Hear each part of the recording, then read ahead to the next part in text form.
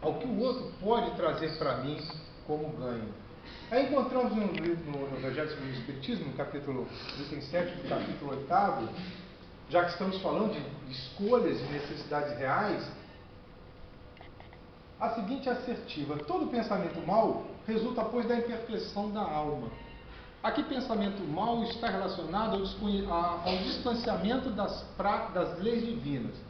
Todo pensamento mau resulta, pois, da imperfeição da alma, mas de acordo com o desejo que alimenta de depurar-se, mesmo esse mau pensamento se torna uma ocasião de adiantar-se, quando o indivíduo repele o mal com energia. Um pensamento ruim vem à sua mente e você repele. Ontem um amigo meu passou por uma situação muito complexa, ele está se separando da sua esposa, a esposa não aceita a separação e fica ligando para ele o dia todo, e distrata o indivíduo, ele perdeu o controle, saiu na direção dela, pegou a arma e saiu para matá-la. No meio do caminho ele parou, eu acredito que ele tenha ouvido a voz da sua própria consciência, clamou por Jesus, jogou a arma no rio e voltou para casa. Aí ele falou assim: Marco, foi a decisão mais feliz que eu tive na minha vida. Eu ia acabar com a minha vida. Um pensamento mau estava dominando, porque ele estava indo em direção de uma necessidade utópica: eliminar aquela que estava atormentando a sua vida. Eu falei: cara, não entre na perturbação do outro. Se ligar para lhe ofender e você quiser atender, deixe que o outro fale, deixe o celular longe do seu ouvido, deixe o outro falar, colocar a carga tóxica, o lixo emocional que ela tem para lhe oferecer, mas não aceite, porque isso não é uma necessidade real para você. Você deu aso a essa possibilidade, quase finda com a vida da sua oponente, mas também quase finda com a sua própria. E você teria um filho que ficaria sob a guarda de quem? Quando nós repelimos um pensamento mau, mesmo que ele esteja no nosso campo, e exista um desejo de realizá-lo, em repelindo, já demonstra que algum progresso estamos realizando. É indício de esforço por apagar uma mancha. Não cederá, mesmo que se apresente oportunidade de satisfação desse mau desejo. Depois que houver resistido, sentir-se-á mais forte e contente com a sua vitória. Foi justamente o que ele experimentou. Quando ele parou, ele se lembrou da prece, ele lembrou do seu filho, jogou a arma no rio, ele foi chorando para casa, mas em casa ele viveu uma experiência de plenitude. Eu venci o mal. Então, naquele momento, a consciência dele teve um ganho exponencial, porque ele soube separar uma necessidade real de uma necessidade utópica. É a verdadeira vitória sobre si mesmo. Exatamente, Marcos. Exatamente. Então, a aquisição da consciência é a capacidade de estabelecer julgamentos.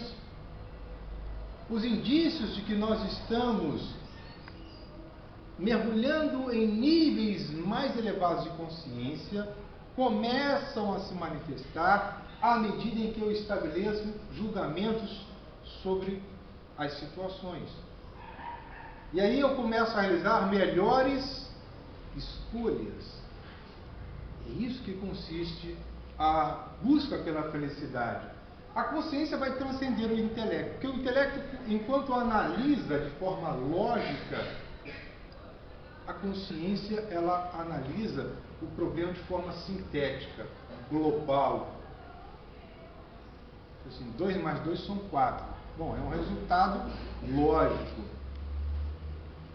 Mas se nós observarmos outros aspectos, se eu tenho 4 pessoas, 2 e mais 2, talvez o resultado seja muito maior do que 4. Então você vai abordar outras questões que envolvem o mesmo problema, porque você só não estará mais no campo da razão pura. Você estará associando outros valores, outras percepções em torno daquele fato, de tal sorte que aquela oportunidade seja uma oportunidade para você exercitar valores morais mais elevados. E com valores morais mais elevados, nós somos mais capazes de distinguir o bem do mal. O bem é o quê? Tudo aquilo que está em conformidade com as leis divinas. O mal, tudo aquilo que lhe é contrário. Portanto, Deus criou as leis. Se eu as aplico, eu estou praticando o bem. Se eu delas me afasto, eu estou praticando o mal. E uma vez praticado o mal, não há uma outra saída senão a reparação desse mal. Aí tem consciência e culpa, consciência e arrependimento, que são outros estágios que estarão sendo agregados na experiência do indivíduo quando ele comete um delito em relação à lei. E esse delito pode ser em relação ao outro, tanto quanto pode ser em relação a si mesmo. Estão percebendo que a consciência está intimamente ligada à nossa capacidade de decidir? Mas isso precisa, para que eu decida bem, é preciso que eu conheça a relação do homem com Deus, a relação do homem consigo mesmo e a relação do homem com o próximo. Isso chama-se dever. Pode-se afirmar Sim. que o homem é imortal? Porque me parece, no meu modo de ver, que é o meu binômio de duas coisas. Uma imaterial. O sentimento está exatamente do lado do espírito, porque isso não se pega, não se vê o sentimento, mas a gente sente. A matéria, no entanto, ela é perecível, ela desaparece, mas o espírito não desaparece. Por isso que eu acredito que o homem seja imortal.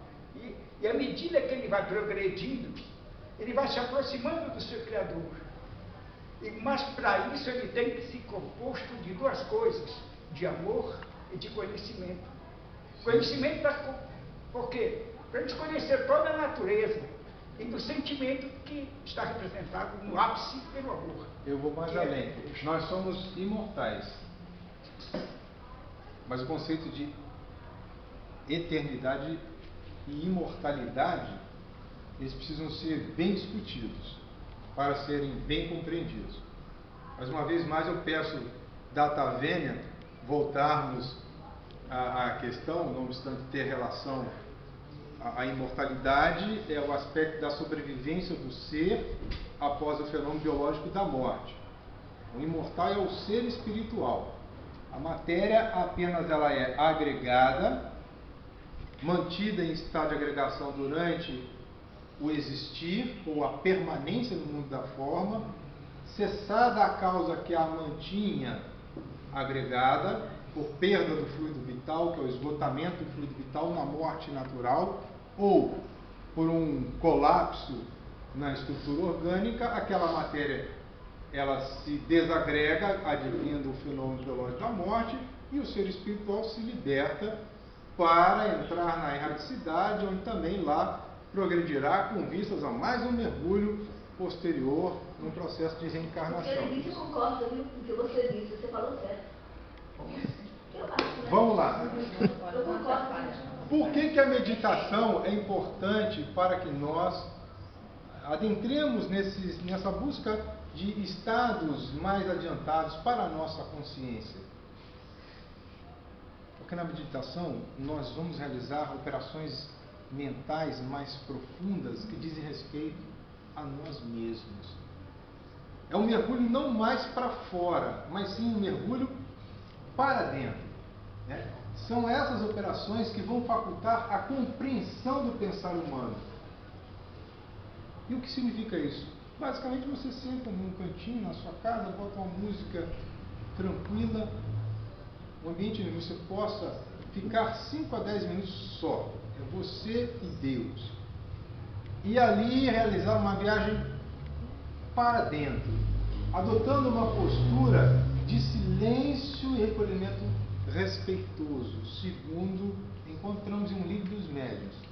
No silêncio e no recolhimento respeitoso, nós de vós nos aproximamos. Ou seja, os espíritos bondosos de nós se aproximam. Esse silêncio, ele é um silêncio fisiológico e psíquico. O que é fisiológico? Primeiro, é o ambiente. Ah, mas de repente você não precisa, ou não pode realizar uma meditação num ambiente em total ausência de ruídos. Mas faça pelo menos o silêncio mental. Controle o fluxo de pensamentos.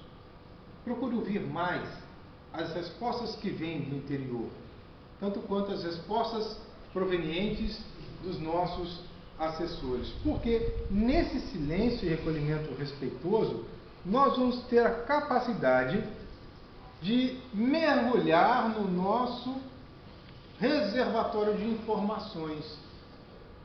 Se eu fizer uma reflexão ou uma meditação acerca de como foi o meu dia, desde o acordar até aquele instante em que eu me predispus a essa atividade, eu vou rememorar as etapas do dia.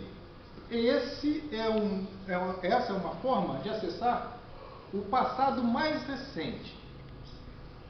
Mas na medida em que eu vou me acostumando a esse exercício, eu me recordo de fatos de anteontem, de um mês atrás, um ano, 20, 30, 40, vou identificando as grandes fases da minha vida, as tormentas, como eu superei as dificuldades, e vou identificando em mim virtudes que há muito tempo estavam adormecidas e que agora vêm de uma forma mais intensa. Mas além de buscar as informações que estão nas minhas memórias, no inconsciente passado,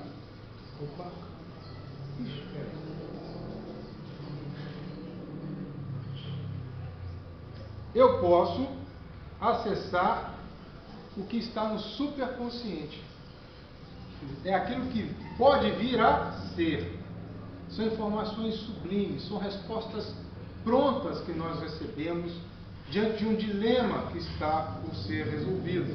Enquanto no inconsciente nós guardamos as memórias das experiências que tivemos, não só nesta como em outras vidas, no superconsciente é uma área ainda a ser explorada pelo nosso ser. Lá se encontram todas as soluções para os nossos problemas. Quem tem o superconsciente desenvolvido são pessoas extremamente sintéticas. Você dá um problema ou pergunta o conceito de algo, ele imediatamente, em poucas palavras, ele apresenta de uma forma pronta. E todo mundo fica assim, mas de onde esse menino? Tem tanta habilidade, tanta... É uma capacidade diferente. Que às vezes é um problema para mim, para ele é uma solução. Exatamente. Ele tem essa possibilidade de superação. Quais são os resultados esperados, então, advindos dessa relação de meditação e consciência? Bom, sugerimos, em primeiro lugar, nesses processos de reflexão, e a reflexão não deixa de ser uma espécie de meditação. É lógico que aqui eu não estou me valendo de conceito de meditação segundo os orientais aplicam. É uma meditação adaptada ao pensamento ocidental e que Joana de Anjos apresenta muito, assim, eu acho, no livro Momentos de Meditação. É uma experiência muito interessante e é uma adaptação à forma de meditar segundo os ocidentais são capazes, ou somos capazes. É realizarmos uma autoanálise. Eu tenho feito isso, é interessante. Mas é uma autoanálise sem julgamentos e sem condenações. É olhar para você mesmo e identificar as suas imperfeições e as suas virtudes. E aí vai um conselho: não brigue com as suas imperfeições. Você vai gastar energia. Valorize as virtudes que você tem e procure alcançar as que lhe faltam. Porque a cada virtude alcançada, uma imperfeição deixa de existir. Então você não está gastando energia. Não briga com uma imperfeição. Você está aperfeiçoando o seu próprio ser. Então a autoanálise não é um processo de julgamento e nem de condenação. Pô, eu sou um indivíduo extremamente sensualista, caramba, eu sou um indivíduo apegado à matéria. Ai meu Deus do céu, como é que vai fazer? Eu vou para o inferno, eu vou para o umbral, eu vou para o sei para onde, quando eu vou, quando eu morrer, não. Tomar de forma consciente, bom, eu estou ainda muito apegado às coisas materiais. Eu preciso trabalhar o desapego. Então você vai arranjar uma estratégia para livrar-se desse condicionamento que está, naquele momento, desperto da sua consciência, sinalizando uma oportunidade de melhoria. Bom, feito a autoanálise, você entra na etapa seguinte, que é a autodescoberta. Mas você vai perceber quem você é, ser espiritual. Bom, o que eu sou um ser espiritual, eu tive várias encarnações, esta não é a primeira vez que eu tenho uma experiência no mundo das formas, vou morrer, porque já morri várias vezes, então eu preciso me acostumar com o fenômeno da morte, vou saber quem eu sou, porque eu já identifiquei os meus valores, as minhas virtudes, as imperfeições que eu preciso aniquilar, no bom sentido, ou afastar da minha experiência de vida. E, acima de tudo, entender o porquê das reações. Por que eu fico nervoso quando fulano chega? O que é aquela pessoa? Por que aquela pessoa me causa um mal-estar com a simples presença? Ou a sua voz me irrita? A gente começa a mergulhar e vai buscar um entendimento de forma que eu compreenda a proposta de Jesus. Reconcilia-te com o teu adversário enquanto estás a caminho com ele. Você é a voz que me irrita, eu preciso encontrar, não está na voz, está no conteúdo, na forma. Feito isso, meus amigos, descobrindo quem somos, o que somos e o porquê nós reagimos desta ou daquela forma, nós mergulhamos então na busca do conhecimento de nós mesmos. O conhecimento de si passa por todas essas etapas. Primeiro, da compreensão que para conhecer-se a si mesmo faz-se necessário uma tomada de consciência sobre si. Eu sou espírito, eu trago uma bagagem do passado, eu tenho virtudes, eu tenho valor, mas também tenho imperfeição. As minhas imperfeições clamam por correção e já não há mais tempo para buscarmos desculpas e afastamentos do caminho reto. É preciso que eu haja no bem, é preciso que eu faça o bem, que eu me esforce para me transformar num homem de bem, porque se eu assim o fizer, eu estarei cumprindo com as leis divinas que estão inscritas na minha consciência. E a cada ato bondoso praticado, a cada esforço no bem realizado, eu mais expando a minha consciência. Quanto mais objetivos elevados eu tiver na minha vida, segundo Pedro Ouspensky, eu manifesto em mim outros estados de consciência, outros níveis de consciência. É porque o tempo não nos faculta a oportunidade. Mas apenas para encerrarmos esse bate-papo despretensioso, nós poderíamos dizer que temos dois níveis de consciências básicas. Um é a consciência de sono e o outro a consciência desperta. A consciência de sono é o marco característico daqueles indivíduos que apenas vivem do estômago para baixo. Trabalham, se alimentam, comem, se divertem, procriam, mas não há nenhum relampejo de espiritualidade na sua vida. Ele não consegue perceber que ele está no mundo transitório, que a forma ela vai se transformar, que a velhice um dia irá chegar e que esta vida um dia irá findar-se. E aí quando ele busca, no final da sua experiência encarnatória, o despertar da consciência, talvez lhe falte uma série de informações que facultar-lhe-ia uma experiência mais saudável no passado. E o que está, ou aqueles que estão na consciência desperta, já têm uma visão diferente sobre a vida. A ação dele está centrada muito mais no outro do que em si mesmo, não obstante a sua preocupação consigo.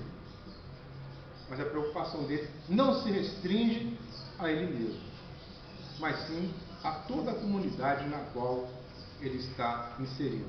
Então fica aí o convite para que nós busquemos essa mudança na nossa consciência de tal sorte que amealhemos por força das nossas escolhas cada vez mais opções que estejam muito mais próximas das leis divinas ou naturais e que isso redundem para nós uma vida mais plena, uma vida mesmo que cheia e repleta de desafios, mas com um olhar diferente sobre os desafios. Que os problemas sejam vistos como oportunidade de crescimento, como algo que eu preciso exercitar por força da inteligência, que é um atributo inerente ao ser espiritual. E eu, exercitando a minha paciência e a minha inteligência, eu tenho ganhos excepcionais dentro desse processo de evolução que todos nós estamos buscando pelo viés da doutrina espírita. Um bom domingo para todos nós, paz nos nossos corações, obrigado e até a próxima, se Deus quiser. Que assim seja.